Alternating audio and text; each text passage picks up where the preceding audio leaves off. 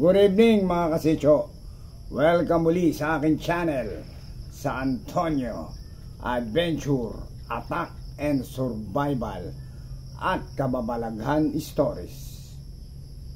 Sa gabing ito, ang ating Kababalaghan Stories ay tungkol sa isang batang inibig ng engkanto. Ayon sa nagkwento sa akin ng kababalaghan na ito, ay anak mismo nung tao na naka-experience na siya ay inibig ng engkanto. Pero ang nagkwento sa kanya dun sa anak ay yung kanilang lola. At nag-umpisa ang lahat ng kababalaghang ito nung sila ay nakatira pa sa Bicol. Pero yung storyteller na nakausap ko ay bali apo na nung kang lola na nagkwento nga sa kanila. Yun ay nanay ng kanilang tatay. At yung tatay nila na naka-experience na inibig ng engkanto nung siya ay bata pang 5 taon. Tago na lang siya natin sa pangalang Doms. At ang kanilang lola, itago na lang natin sa pangalang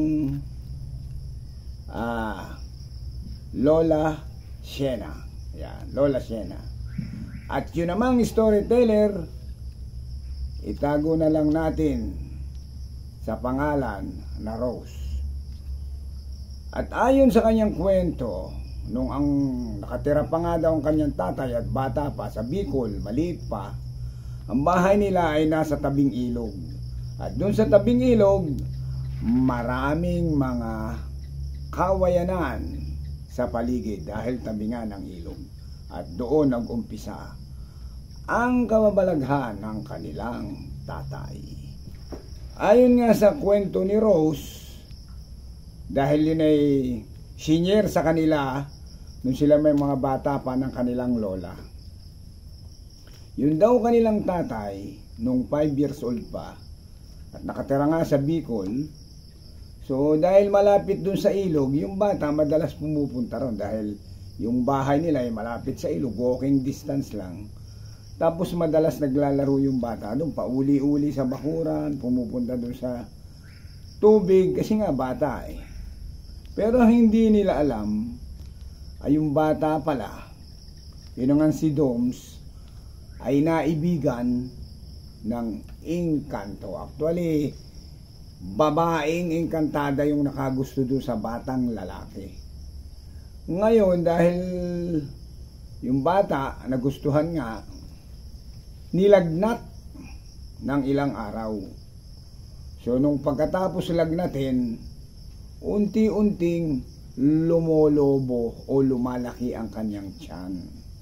Hanggang sa yung tiyan ng bata ay umuslit na sa hindi normal na size.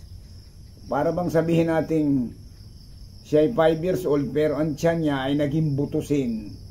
Isang medium na pakwan o small na pakwan. Parang ganun yung umuslit ang kanyang tiyan. So dinala sa doktor, espesyalista sa tiyan, in-examine lahat na, pinatingnan nung lola nila yung kanilang tatay nung bata pa nga. Pero wala daw findings na makita ang doktor kung anong klase ng sakit meron ang kanilang tatay. So, pumunta pa rin sa ibang espesyalista para sa second opinion. Pero wala pa rin resulta.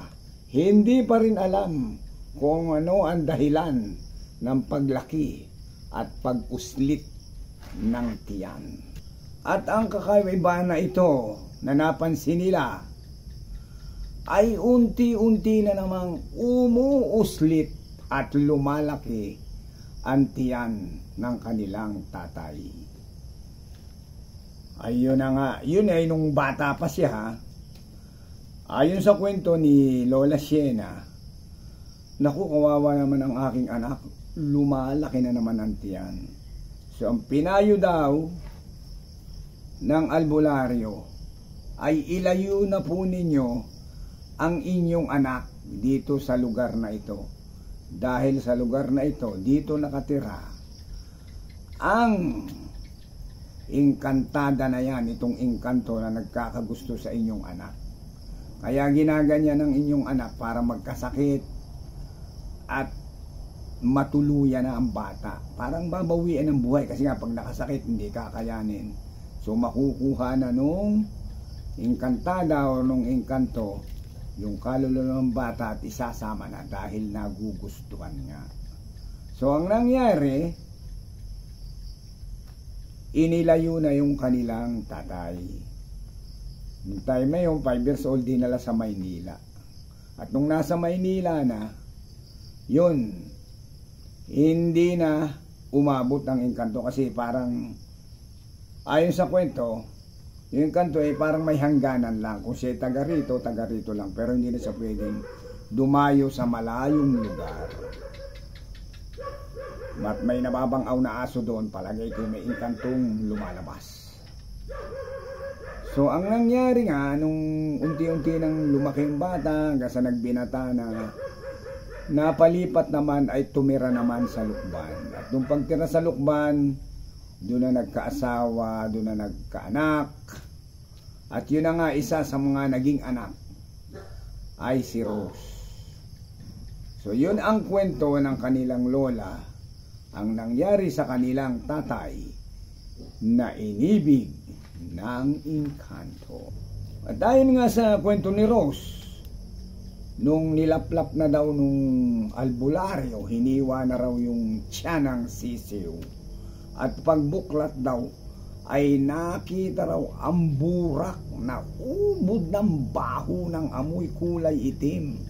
So ang ginawa daw nung albularyo, nilinis yung bituka ng sisiw. Inalis yung pagkabahong amoy na kulay itim. At pagkatapos nun, may bulong nga, nagtataka raw yung nanay nga ni Doms, yun nga si Lola Siena, kung bakit hindi namatay yung sisiw nung hiniwa yung tiyan. At bakit ganon yung pala binulungan? Parang ang nangyari, pinalipat lang yung espiritu ng tatay nila dun sa sisiw para ma-opera nga yung tiyan ng sisiw. So nung matanggal na yung mga mababahong kulay itim na burak, ay tinahi uli ng dahan-dahan ng albularyo yung tiyan ng sisiw. At sabi, itong sisiw na ito habang gumagaling, ay unti-unti na rin gagaling ang inyong anak. So nung yung sisiw inalagaan ng albularyo, dahil parang doon nakasalala yung buhay ng kanilang tatay eh. Siyempre, takot na takot yung kanilang Lola Siena dahil 5 years old pa nga lang si Doms nung mga panahon na yun. So, nung sisiw lumakas, gumaling na, naghilom ng sugat, nawala na rin yung tiyan. Yung paglobo ng tiyan ay tumago na. So, masaya na sila at hindi na uslit ang tiyan ng batang isang 5 years old, yun ang tatay ni Rose. So sa paglipas ng mga buwan, araw, buwan, linggo, ganyan, may napansin na naman silang kakaiba. At ayon nga sa kwento ni Rose tungkol sa kanyang tatay, ay dahil yung bata ay laging masakit ang tiyan dahil uslit na nga, hirap na, ang sabi na ibang tao, mabuti pa patingnan nyo na lang yan sa albularyo. Kasi nga, wala namang makita ang doktor kung ano ang problema at diferensya ng batang yan. So, ganun na nga ginawa, dinala sa albularyo. In-examine ng albularyo kung ano ang nangyayari sa batang ito. Sabi ng albularyo, sige, ganito na lang ang ating gagawin. Dahil bata pa nga yung kanilang tatay, Sabi hinawa si baka ito ay naibigan ng Encanto kasi parang nung time na yung 5 years old niyo parang wala pang muwang yung tatay nila, pero siyempre nakakaintindi na 5 years old na eh. Nang eksaminin daw pulsuhan ng manggagamot ng albularyo, napag-alaman na may nagkakagustong engkantada. Yun na nga, isang engkanto, babae. So ang sabi ng albularyo, gagamutin natin ang inyong anak para siya ay gumaling at mawala ang sakit ng tiyan at yung pag-uslit at paglaki ng tiyan. So ang ginawa daw ng albularyo ay kumuha ng isang sisiw. Sisiw ha, kumuha ng sisiw.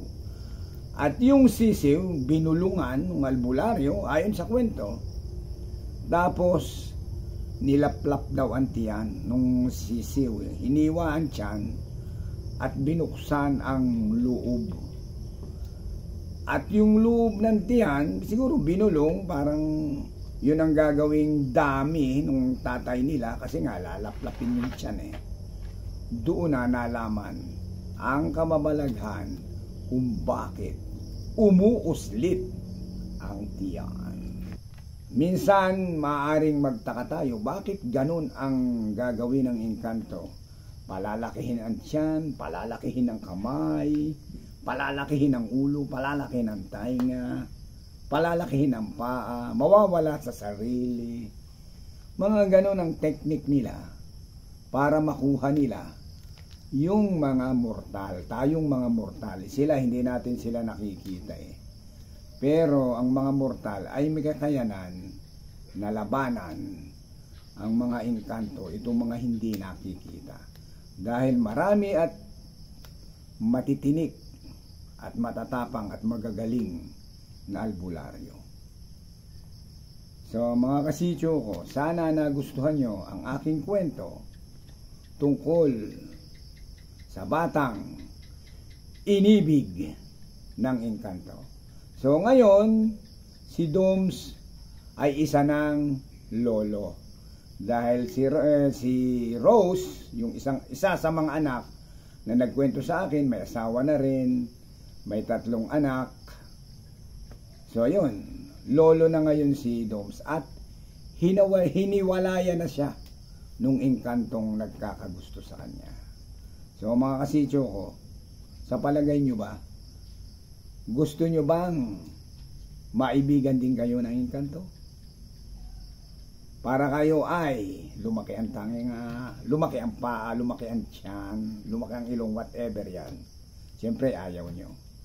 Kaya ang payo ko sa inyo, mag-ingat sa pagpunta sa mga gubatan, ilog, dagat, at naglipa na dyan ang engkanto. Nakaabang lang kung ikaw ay makukursunadahan. Kaya mga kasityo ko, hanggang sa muli, sa susunod pang Antonio Adventure, Attack and Survival at Kababalaghan Stories. Mag-ingat sa engkanto. Bye-bye.